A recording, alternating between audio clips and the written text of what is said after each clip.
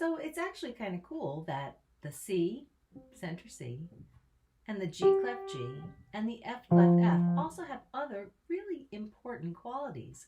C, if you played a scale of C, is the only scale without any sharps and flats.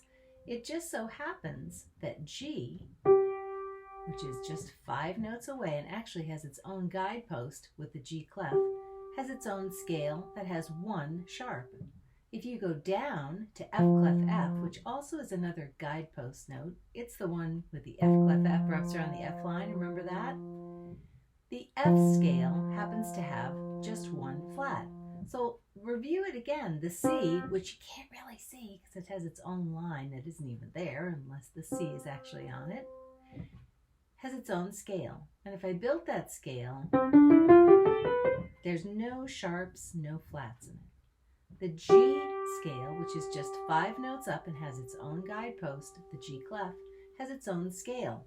Its scale has 1 sharp. The F scale, which has its own guidepost, F clef F, wraps on the F line, you're right, has its own scale. If I played a scale in F, it also appears to have 1 black note in it, 1 flat.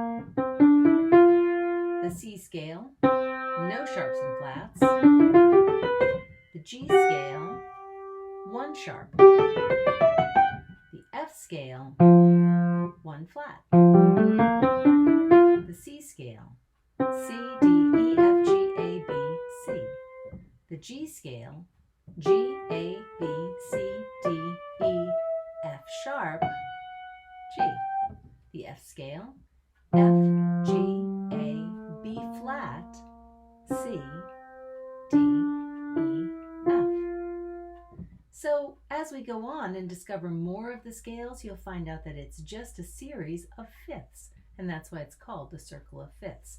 If you notice, C to G is a fifth. The next one will be what? You're right, D. And D, as you can only imagine, will have 2 sharps in it. We'll go on to that later.